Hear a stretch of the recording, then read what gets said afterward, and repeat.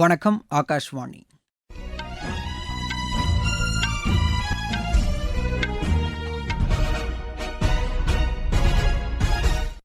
செய்திகள் வாசிப்பவர் பாலசுப்ரமணிய கன்னியப்பன். தலைப்புச் செய்திகள்: டிஆர்டிஓ தொழில்நுட்பங்களை பாதுகாப்பு உற்பத்தி தொழில் நிறுவனங்களுக்கு வழங்க பாதுகாப்பு அமைச்சர் திரு ராஜ்நாத் சிங் ஒப்புதல் அளித்துள்ளார். இந்திய அறிவியல் மற்றும் தொழில் ஆராய்ச்சி குழுமத்தின் தேசிய வான்வெளி ஆய்வுக்கூடம் 3 சிறிய வகை எரிவாயு என்ஜின்களை அறிமுகம் செய்துள்ளது.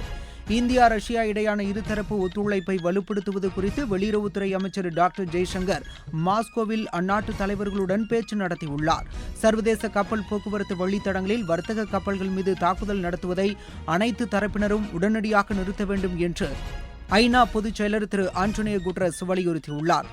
இந்தியாவுக்கு எதிரான 2வது டெஸ்ட் கிரிக்கெட் போட்டியின் 3ஆம் நாளான இன்று ஆட்டநேர இறுதியில் இலங்கை அணி முதல் இன்னிங்ஸில் 8 விக்கெட் இழப்பிற்கு 265 ரன் எடுத்துள்ளது. இனி விரிவான செய்திகள்.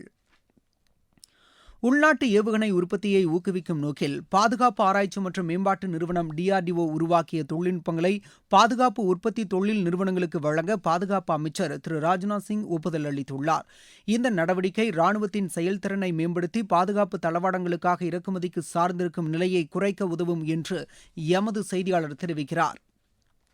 இந்திய அறிவியல் மற்றும் தொழில் ஆராய்ச்சி குழுமத்தின் தேசிய வான்வெளி ஆய்வுக்கூடம் 3 சிறிய வகை எரிவாயு என்ஜின்களை அறிமுகம் செய்துள்ளது. புதுதில்லியில் நடைபெற்ற நிகழ்ச்சியில் இவற்றை அறிமுகம் செய்து வைத்து பேசிய CSIR-இன் தலைமை இயக்குநர் டாக்டர் கலைச்செல்வி, உள்நாட்டு பாதுகாப்பு தொழில்நுட்ப தேவைகளுக்கு ஏற்ற வகையில் இந்த என்ஜின்கள் வடிவமைக்கப்பட்டுள்ளதாக தெரிவித்தார். ட்ரோன்கள் மற்றும் ஏவுகணை கட்டமைப்புகளில் இந்த புதிய என்ஜின்கள் பயன்படுத்தப்படும் என்றும் அவர் கூறினார். சுயசார்பு இந்தியா இயக்கத்தின் ஒரு பகுதியாக பாதுகாப்பு துறையின் பயன்பாட்டிற்கு என இந்த 3 என்ஜின்களும் அறிமுகப்படுத்தப்பட்டுள்ளதாக அவர் தெரிவித்தார். நிகழ்ச்சியில் பேசிய தேசிய வான்வெளி ஆய்வுக்கூடத்தின் இயக்குநர் டாக்டர் அபே, ட்ரோன் கட்டமைப்பில் புதிய மாற்றத்தை இந்த 3 சிறிய வகை எரிவாயு என்ஜின்களும் கொண்டுவரும் என்று தெரிவித்தார். வான்வெளி துறையில் புத்தாக்க தொழில்களுக்கான வாய்ப்புகளை இந்த என்ஜின்கள் அளித்திடும் என்றும் அவர் கூறினார். நாட்டின் பாதுகாப்பு துறையின் தேவைகளுக்கு இவை மிகவும் உதவிகரமாக இருக்கும் என்றும் டாக்டர் அபே தெரிவித்தார். இந்தியா ரஷ்யா இடையான இருதரப்பு ஒத்துழைப்பை வலுப்படுத்துவது குறித்து வெளியுறவுத்துறை அமைச்சர் டாக்டர் ஜெய்சங்கர் அந்நாட்டு அமைச்சர் திரு செர்ஜே லாவ்ரோவுடன் பேச்சு நடத்தியுள்ளார். மாஸ்கோவில் நடைபெற்ற இந்த சந்திப்பு குறித்து தமது சமூக வலைதளத்தில் பதிவிட்டுள்ள டாக்டர் ஜெய்சங்கர், மண்டல அளவிலும் உலக அளவிலும் பல்வேறு முக்கிய விஷயங்கள் குறித்து பேச்சு நடத்தியுள்ளதாக தெரிவித்துள்ளார். முன்னதாக ரஷ்ய அதிபர் திரு விளாடிமிர் புதினை சந்தித்து பேசிய டாக்டர் ஜெய்சங்கர் இரு நாடுகளுக்கு இடையான பொருளாதார உறவுகள் குறித்து ஆலோசனை நடத்தினார். இருதரப்பு வர்த்தகம், எரிசக்தி, உரங்கள் மற்றும் அணுசக்தி துறைகளில் ஒத்துழைப்பை மேம்படுத்துவது குறித்தும் பேச்சு நடத்தினார். ரஷ்யாவின் துணை பிரதமர் திரு டேனிஸ் மதுரோவை சந்தித்து பேசிய டாக்டர் ஜெய்சங்கர் இந்தியா ரஷ்யா அரசுகளுக்கு இடையான ஆணையத்தின் செயல்பாடுகள் குறித்தும் விவாதித்தார். வர்த்தகம், பொருளாதாரம், அறிவியல் தொழில்நுட்பம், கலாச்சார ஒத்துழைப்பு ஆகியவை குறித்தும் டாக்டர் ஜெய்சங்கர் ஆலோசனை நடத்தினார்.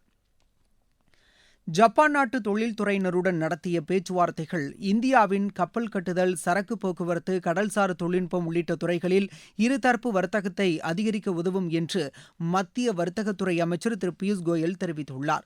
ஜப்பான் பயணம் மேற்கொண்டுள்ள அவர் இன்று அந்நாட்டின் முன்னணி தொழில் நிறுவனங்கள் மற்றும் நிதி நிறுவனங்களின் நிர்வாகிகளை சந்தித்து ஆலோசனை நடத்தினார்.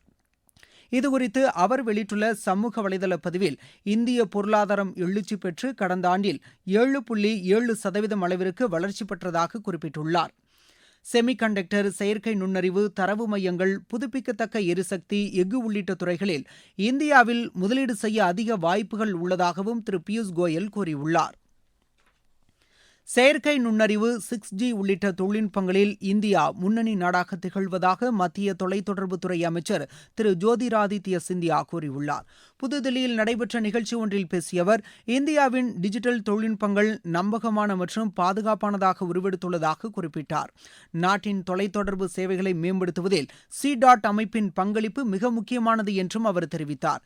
இந்த அமைப்பு தொலைத்தொடர்பு துறையில் பல்வேறு உள்நாட்டு தொழில்நுட்பங்களை உருவாக்கியிருப்பதுடன் தொடர்ந்து புதிய கண்டுபிடிப்புகளை மேற்கொண்டு வருவதாகவும் அவர் குறிப்பிட்டார். செயற்கை நுண்ணறிவு, இணைய பாதுகாப்பு மற்றும் பேரிடர் காலங்களில் தொலைத்தொடர்பு சேவைகளை ஏற்படுத்துவதில் இந்த அமைப்பின் பங்களிப்பையும் திரு ஜோதிராதித்ய சிந்தியா பாராட்டினார். நீங்கள் கேட்டுக்கொண்டிருப்பது ஆகாஷ்வாணியின் செய்தி அறிக்கை. ஊரக வளர்ச்சிக்கான புதிய அத்தியாயம். வளர்ச்சியடைந்த இந்தியாவிற்கான ஊரக வேலைவாய்ப்பு உறுதி மற்றும் வாழ்வாதார சட்டம் செயல்பாட்டிற்கு வந்துள்ளது. இந்த சட்டம் வருடத்திற்கு 125 நாட்கள் வேலையை உறுதி செய்கிறது. இதில் வாரந்தோறும் ஊதியம் வழங்கப்படுவது கட்டாயமாக்கப்பட்டுள்ளது. நாள்தோறும் குறைந்தபட்சம் 300 ரூபாய் ஊதியத்தை இந்த சட்டம் உறுதி செய்கிறது. பணி முடிந்த 15 நாட்களுக்குள் ஊதியம் வழங்குவதை உறுதி செய்வதற்கான அம்சங்களும் இதில் இடம்பெற்றுள்ளன. ஊதியம் காலதாமதமாக வழங்கப்பட்டால் அதற்கான இழப்பீட்டுத் தொகைக்கும் இதில் வகை செய்யப்பட்டுள்ளது. வளர்ச்சியடைந்த இந்தியாவிற்கான பயணத்தில் மோடி அரசு தொடரும் சீர்திருத்த நடவடிக்கைகள். விமானிகளுக்கு ஆண்டுதோறும் போதைப்பொருள் பயன்பாடு குறித்த சோதனையை மேற்கொள்வதை கட்டாயமாக்குவது குறித்து மத்திய அரசு பரிசீலித்து வருவதாக சிவில் விமான போக்குவரத்துத்துறை அமைச்சர் திரு ராம்மோகன் நாயுடு தெரிவித்துள்ளார். புதுதில்லியில் செய்தியாளர்களிடம் பேசிய அவர், இது தொடர்பாக விமான போக்குவரத்து இயக்குநரகம் சம்பந்தப்பட்ட தரப்பினருடன் ஆலோசனை நடத்தி வருவதாக கூறினார். விமான சரக்கு போக்குவரத்து 40 விழுக்காடு அளவிற்கு வளர்ச்சி அடைந்துள்ளதாக அவர் தெரிவித்தார். நாடு முழுவதும் உலகத்தரம் வாய்ந்த சரக்கு முனையங்களை உருவாக்க நடவடிக்கை மேற்கொள்ளப்பட்டு வருவதாகவும் திரு ராம்மோகன் நாயுடு கூறினார். இந்திய வியட்நாம் கடலோர காவல் படையினருக்கு இடையான ஒத்துழைப்பை வலுப்படுத்த இரு நாடுகளும் முயற்சிகளை மேற்கொண்டுள்ளன. சென்னையில் இன்று நடைபெற்ற இருநாட்டு கடலோர காவல் படையினருக்கு இடையான 7வது சுற்றுக் கூட்டத்தில் ஒருங்கிணைந்து செயல்படுதல் மற்றும் கடல்சார் செயல்பாடுகளை வலுப்படுத்துவது குறித்து விவாதிக்கப்பட்டது. கடல்சார் சூழலை மேம்படுத்த கூட்டாக செயல்படவும் ஒப்புக்கொள்ளப்பட்டது. இருதரப்பு ஒத்துழைப்பு மற்றும் மேம்பாடு குறித்த உறுதிப்பாட்டை இரு நாடுகளும் வலியுறுத்தின. இந்திய கடலோர காவல் படையின் தலைமை இயக்குநர் திரு பரமேஸ் சிவமணி மற்றும் வியட்நாம் கடலோர காவல் படையின் மேஜர் ஜெனரல் லுயாங் தின்ஹே தலைமையில் இக்கூட்டம் நடைபெற்றது. புத்தக வெளியீட்டில் சிறந்த பங்களிப்பை வழங்கிய மத்திய தகவல் ஒலிபரப்பு அமைச்சகத்தின் வெளியீட்டு பிரிவு இந்திய புத்தக வெளியீட்டாளர் கூட்டமைப்பின் 7 விருதுகளை பெற்றுள்ளது. ஹிந்தி, ஆங்கிலம் மற்றும் உருது மொழி புத்தக வெளியீட்டிற்காக இந்த விருதுகள் வழங்கப்பட்டுள்ளன. இது தொடர்பாக புதுதில்லியில் நடைபெற்ற நிகழ்ச்சியில் பேசிய வெளியீட்டு பிரிவின் தலைமை இயக்குநர் திரு தீரஜ் ககாதியா, இந்த பிரிவின் கீழ் வெளியிடப்படும் புத்தகங்கள் மற்றும் பருவ இதழ்கள் தேசத்தின் வளர்ச்சி, இலக்கியம், கலை மற்றும் கலாச்சாரம் உள்ளிட்ட துறைகளில் வாசகர்களுக்கு பயனுள்ள கருத்துக்களை வழங்கி வருவதாக தெரிவித்தார். இந்த விருது வெளியீட்டு பிரிவு அதிகாரிகள் மற்றும் ஊழியர்களின் கடின உழைப்பு, அர்ப்பணிப்பு, கூட்டு முயற்சிக்கு கிடைத்த அங்கீகாரம் என்றும் திரு தீரஜ் ககாதியா கூறினார். சுதந்திர தினத்தன்று பிரதமர் திரு நரேந்திர மோடி அறிவித்த 7 அம்ச செயல் திட்டங்கள் இந்தியாவை வளர்ச்சியடைந்த நாடாக மாற்ற உதவும் என்று பிஜேபி கூறியுள்ளது. புதுதில்லியில் இன்று செய்தியாளர்களிடம் பேசிய அக்கட்சியின் செய்தி தொடர்பாளர் திரு சம்பித் பத்ரா, மின்சார உற்பத்தி, வேளாண்மை, உணவு பதப்படுத்துதல், புதுமை கண்டுபிடிப்பு, பாதுகாப்பு, பசுமை பொருளாதாரம், கடல்சார் பொருளாதாரம் உள்ளிட்ட துறைகளில் முன்னேற்றம் அடைய அந்த செயல் திட்டங்கள் வழிகாட்டியாக இருக்கும் என்று தெரிவித்தார்.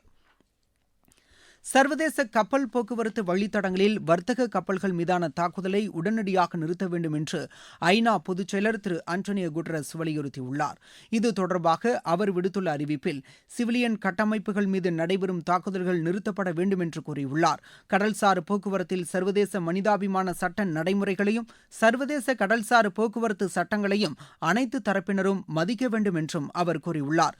ஹோர்முஸ் நீரிணை, கருங்கடல் மற்றும் செங்கடல் பகுதிகளில் ஒரு தரப்பினர் விதிகளை மீறி தாக்குதல் நடத்துவதால் கப்பலில் செல்லும் மாலுமிகளின் உயிருக்கு அச்சுறுத்தல் ஏற்படுவதாகவும் திரு ஆண்டனியோ குட்டரஸ் தெரிவித்துள்ளார்.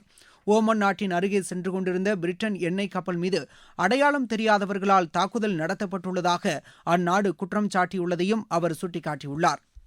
சர்வதேச கடல் வழித்தடங்களில் செல்லும் கப்பல்கள் மிகுந்த எச்சரிக்கையுடன் இயக்கப்பட வேண்டும் என்றும் திரு ஆண்டனியோ குட்டரஸ் வலியுறுத்தியுள்ளார். கொழும்பில் நடைபெற்று வரும் இந்தியாவுக்கு எதிரான 2வது டெஸ்ட் கிரிக்கெட் போட்டியின் 3ஆம் நாளான இன்று ஆட்டநேர இறுதியில் இலங்கை முதல் இன்னிங்ஸில் 8 விக்கெட் இழப்பிற்கு 265 ரன் எடுத்துள்ளது. முன்னதாக இந்தியா முதல் இன்னிங்ஸில் 503 ரன் எடுத்திருந்த நிலையில் ஆட்டத்தை முடித்துக் கொள்வதாக அறிவித்தது. இன்றைய ஆட்டநேர இறுதியில் இலங்கை 238 ரன் பின்தங்கியுள்ளது. மீண்டும் தலைப்புச் செய்திகள். டிஆர்டிஓ தொழில்நுட்பங்களை பாதுகாப்பு உற்பத்தி தொழில் நிறுவனங்களுக்கு வழங்க பாதுகாப்பு அமைச்சர் திரு ராஜ்நாத் சிங் ஒப்புதல் அளித்துள்ளார். இந்திய அறிவியல் மற்றும் தொழில் ஆராய்ச்சி குழுமத்தின் தேசிய வான்வெளி ஆய்வுக்கூடம் 3 சிறிய வகை எரிவாயு என்ஜின்களை அறிமுகம் செய்துள்ளது. இந்தியா, ரஷ்யா இடையான இருதரப்பு ஒத்துழைப்பை வலுப்படுத்துவது குறித்து வெளியுறவுத்துறை அமைச்சர் டாக்டர் ஜெய்சங்கர் மாஸ்கோவில் அந்நாட்டு தலைவர்களுடன் பேச்சு நடத்தியுள்ளார். சர்வதேச கப்பல் போக்குவரத்து வழித்தடங்களில் வர்த்தக கப்பல்கள் மீது தாக்குதல் நடத்துவதை அனைத்து தரப்பினரும் உடனடியாக நிறுத்த வேண்டும் என்று ஐநா பொதுச் செயலர் திரு ஆண்டனியோ குட்டரஸ் வலியுறுத்தியுள்ளார். இந்தியாவுக்கு எதிரான இரண்டாவது டெஸ்ட் கிரிக்கெட் போட்டியின் 3ஆம் நாளான இன்று ஆட்டநேர இறுதியில் இலங்கை அணி முதல் இன்னிங்ஸில் 8 விக்கெட் இழப்பிற்கு 265 ரன் எடுத்துள்ளது. இத்துடன் இந்த செய்தியறிக்கை நிறைவடைந்தது.